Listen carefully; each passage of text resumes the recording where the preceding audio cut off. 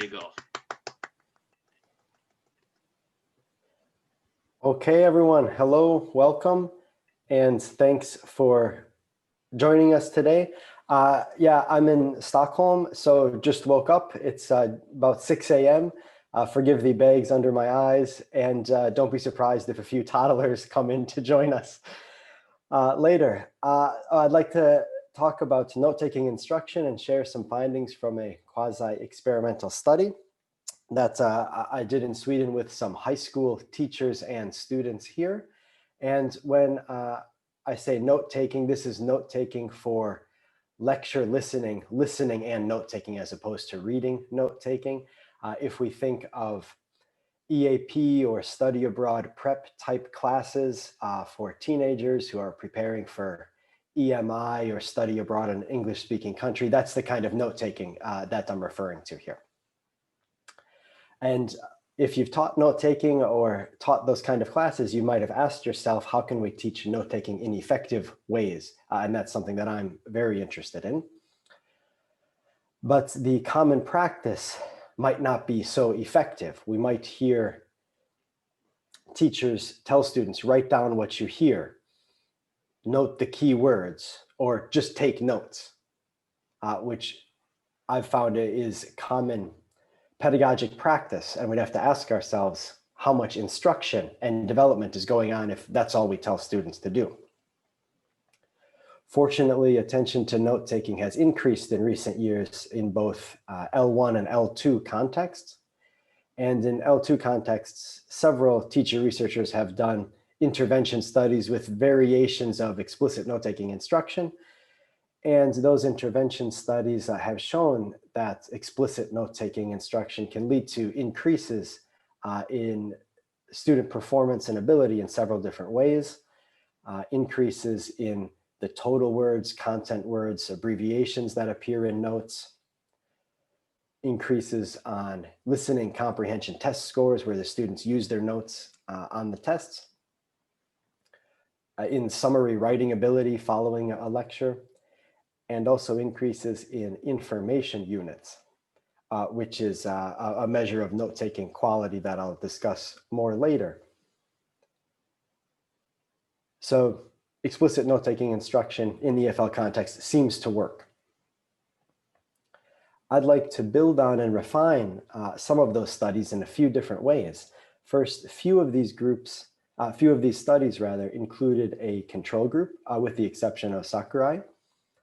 Most of these studies that were just referenced on the previous slide included the researcher as teacher. So someone doing research on their own practice in their own classroom, rather than on other teachers in other classrooms. Most of these focused on lower to intermediate level learners. As you saw, there were various ways to measure note-taking, whether it's by total number of words or test answerability or information units. And only the study that I did, that I managed in Sweden in 2018 included this 5-stage sequence that I'll talk about today. That 5-stage sequence focuses on the encoding aspect of note-taking. Encoding occurs as the notes are being taken, and it's involved in listening to information and then transferring that information from the aoral form to written form or typed form.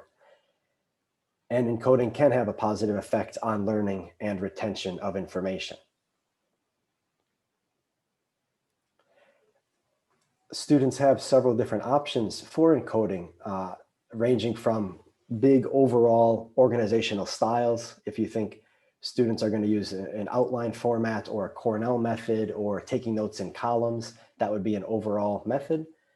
And also specific techniques for recording individual items of information, paraphrasing, writing verbatim what the speaker says, using abbreviations, a picture, and so on. So there are lots of choices available to every note taker, and the note taker has to constantly make decisions of how am I going to take notes. In terms of measurement of note-taking quality, I'm very interested in the information unit, which is defined as the smallest detached item of information that can on its own be judged as true or false. If you think of the fact that water freezes at 0 degrees Celsius, we would need most of those components in our notes to be able to stimulate recall of that piece of information. If in my notes I only wrote water, that's probably not enough to stimulate my recall of what I actually wanted to record, or just freezes, or just 0 degrees Celsius. We would really want to see water freezes 0 degrees. And then we would have an information unit. So it's not just individual words. And one of the reasons I like the information units as opposed to other measures that have been used in the past is that, for instance, total words or total number of content words doesn't necessarily mean that factual items are recorded. A student could have 100 total words in their notes, but if all of those words are the word the, how useful are the notes? Here's an example of another example of information units. There's a line from a speaker from a TED Talk. And the speaker says, there's this gene called rhodopsin that's super critical for sight. So that's what the listener hears. And then these are 3 shots of 3 students who took notes of that fact. And you can see on the left side of the notes, they're trying to signal, okay, this is a gene. Some of them tried to spell it. And then all of them used an equal sign, gene for sight, critical for eyes, super critical for sight. So I would say that each of these is an information unit where they've captured the essence of what the speaker wanted to say. And if the student didn't have all of those parts, it would be hard to say that they've captured the entire idea that the speaker is trying to express. If it was just the word gene, how comfortable would we be that the student would know what that means when they go back and review their notes? Or if it was just the word rhodopsin, how comfortable would we be that the student has captured the essence of what the speaker wants to express? So this is the kind of thing that I mean by the idea unit, the information unit. Let's turn our attention then to the intervention that was measured in this study. Intervention studies have focused in the past on this 5-stage cycle. One was a study I did when I was still in Japan in 2016, where I was the teacher. Then 2018 was with Swedish high school teachers and students. A colleague, Kusumoto, in 2019 did use the similar 5-stage cycle in Japan with A2 level learners. I'll talk a bit about the 5-stage cycle. The 5 stages are chunking and marking the script or the transcript. So for stages 1 and 2, students would listen to speech while looking at a transcript in front of them. Stages 3 and 4, there's no transcript involved. This is just listening and then taking notes at stage 3, verbatim, and stage 4, simplifying notes.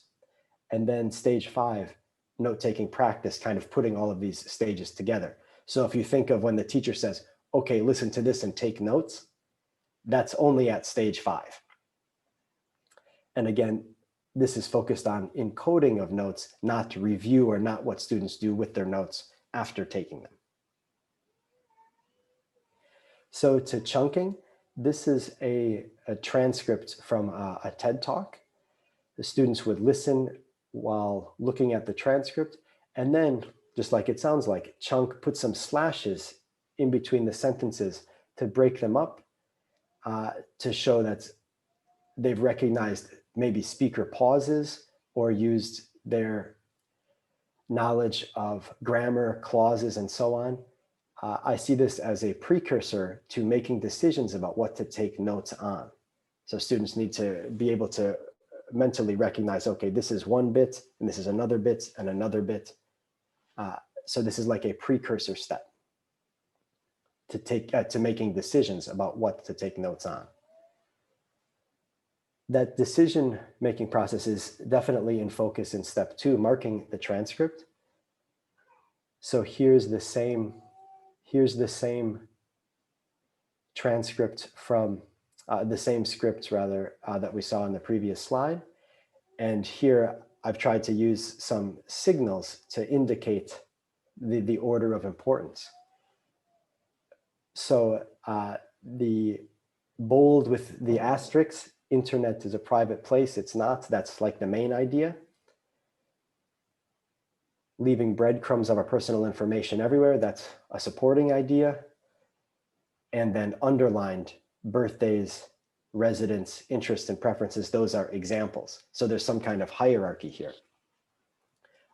Teachers can set different kinds of symbols, like circle the main idea, make a triangle around a supporting idea, underline examples.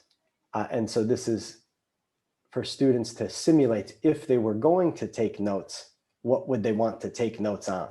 And they can practice identifying a hierarchy of information in the speech without the pressure of actually having to write things down. So this is like practicing the decision making. And after they would mark the transcript, students would discuss with classmates, with the teacher about why they indicated certain things as they did. So this is like the actual decision making practice. Then stage 3, taking notes verbatim. And when we did this in classes, students listened to short stretches of TED Talks, so 30 seconds to a minute, and they would take notes verbatim using only the speaker's words. So here is carrying on from the same example, internet not a private place, personal information, and so on. And then again, there would be a chance to share with classmates and the teacher. And then repeat with another 30 seconds or minutes of the selected TED Talk. Then stage 4, simplifying. Students would start to listen to longer stretches, 1 to 2 minutes, and then make a conscious effort not to record notes verbatim, but instead to try to think on the spot in real time of ways to simplify, paraphrase, use shorter words, make shortcuts, use shortcuts rather, to record the same information, but with fewer pen strokes. So in red are some examples of what we would hope for at the simplifying stage. And then practice is really what it sounds like. The teacher says, take notes. And we would start with longer stretches of text again, about 5 minutes, and then have a chance for students to compare what they've taken on their paper. I think in my experience of having sessions like this and workshops in different places focused on note taking, it seems like lots of teachers, when they think of taking notes, it really ends up at this practice stage. That's the starting stage. And I've tried to kind of back build what I think goes into the process of taking notes and provide steps that we could scaffold for students. So that's what we did in the study. And to the study itself and some of the details, there were 2 different levels, intermediate and advanced level students, intermediate B1 to B2 and advanced B2 to C1. These are all high school students in Sweden. And there was a control group and an intervention group for both the intermediate and advanced levels. All the students did a pre-note-taking test. They listened to a 5-minute TED Talk on cavefish and took notes. The intervention group had 10 weeks of instruction, 30 minutes a week, once a week, using each of these stages that I just mentioned twice. So stage 1 for 1 week, 2 weeks, then stage 2, 1 week, 2 weeks in a sequence like that. And then afterwards, there was a post-listening test and a TED Talk on the topic of space exploration. The 2 teachers involved, I was not one of the teachers. I worked with the teachers and shared the pedagogic cycle with them, and then they used it in their classrooms. Teacher A taught the control groups, teacher B taught the intervention groups, and the control group listened to the same TED Talks and took uninstructed notes. Uninstructed being the teacher said, we're going to watch this, take notes, we're going to discuss it later, without the kind of specific practice. but they were all exposed and spent about the same amount of time on each TED Talk. For the analysis, each teacher scans notes, which they sent to me, and I analyzed for the information units. And we made comparisons between groups. An independent samples t-test showed no significant differences in IUs between groups at each level at the beginning. Used two different types of t-tests. One, the pair samples to compare scores from the same group at two different times. So to compare the control group pre and post and the intervention group pre and post. And then the independent samples t-test to compare the scores between the control and intervention groups at the post intervention stage. So to some numbers and findings for the intermediate group, I draw your attention to the middle column with the mean increase in IUs. You can see both the control and the intervention group increased in terms of IUs. The intervention group increased by almost double. Both of those findings were significant. And also Cohen's d measuring the effect size, a medium and a high effect size.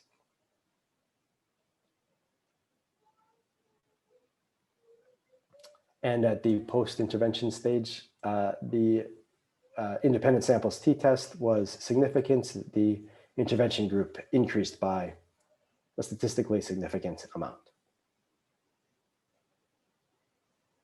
So just some generalizations about this intermediate group. Both groups, control and intervention, increased by significant margins.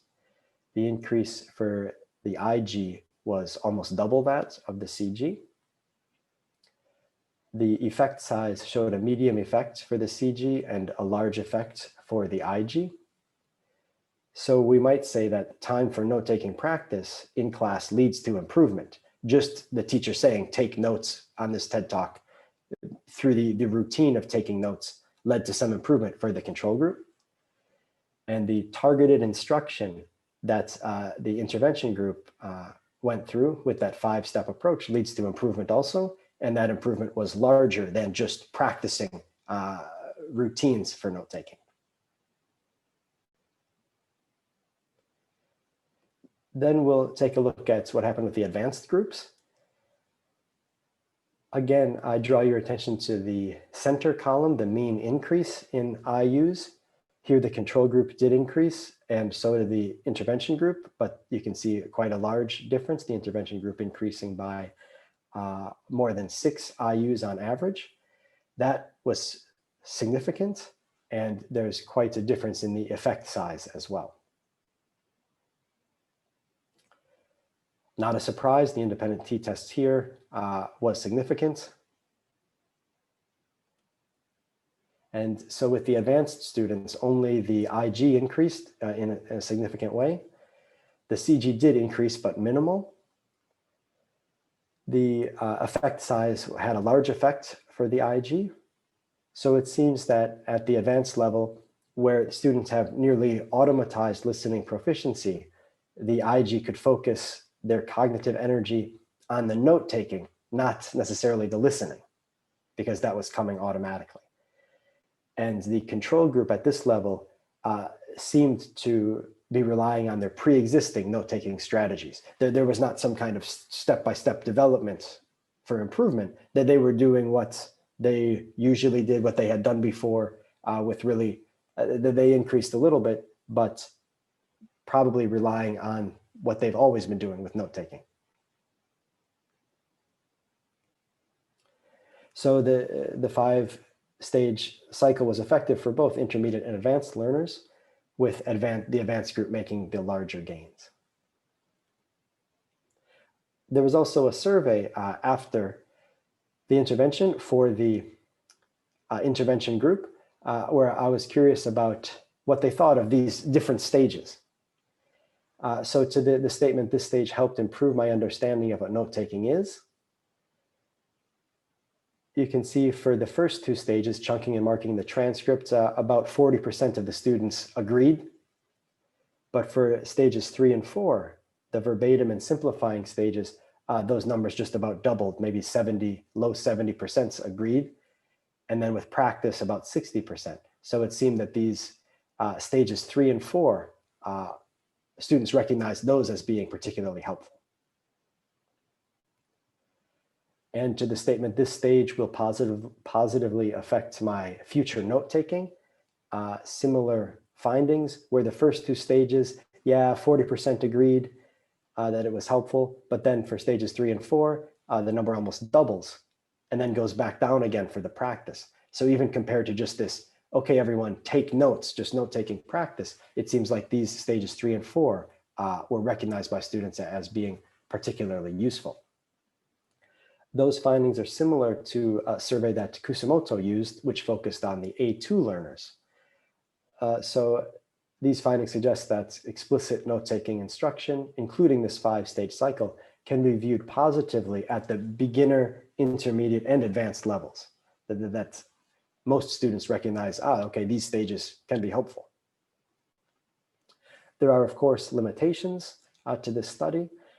TED Talks and academic lectures are 2 different genres. So if the purpose of the instruction is to prepare students in an EAP setting to take notes in real life on university campuses, lectures, and so on, there are clear differences. In EAP or EMI note-taking, in the real world, that usually involves a series of sessions, not a one-off, listen to this topic and take notes, like what happened for the pre and post tests here. And IU rating can be open to question and variation that I and some colleagues looked into. So just to close, I would say the information unit is a valuable way of measuring note-taking quality. This 5-stage pedagogic cycle can be useful, and maybe at different levels, depending on the proficiency of the students in your class, you might skip some stages early on. If the students are of a higher level, maybe start at stage 3 or 4, or if at a lower level, starting at stage 1 or 2 might be useful, where students are still balancing attention to listening and note-taking. You could read more about the details of this paper. It's in the Journal of English for Academic Purposes. There are some references, and no one's going to read the small print, but I uploaded to the chat a PDF of the slides so you could get all the references there. But why do we even bother to talk about note-taking when this is how it's going to be in the future? Thank you very much for the opportunity to share this, and hopefully we've got some time for questions or comments. First of all, nice job. Let's give some kind of a round of applause. And yeah, we have maybe just about 2 minutes if there are any questions. Right, Joseph, I have a question. With regards to the method that you use in terms of comparing the pre-post and the intervention, right? I'm not quite clear. I probably would need to read the paper on this. How do you actually count the control group versus the intervention group? Because the control group itself, you are counting the information units in terms of those 5 pedagogic stages that you mentioned. Is that right? I would imagine that the intervention goes through the 5. Yeah. Thanks for your question. The five stages is the pedagogy that takes place in practice, which is separate than analyzing the notes at the pre and post intervention stages. So at those 2 stages, students listened to a TED Talk and took notes. And then I took those notes and analyzed them for the IUs. The 5-stage pedagogic cycle had nothing to do with analyzing the pre and post notes. So those are 2 separate things. All right, gotcha. Thanks. No problem. About one more question, and then we're going to have to close the session. Do you mind? Joe, great job. Fantastic. Really enjoyed it.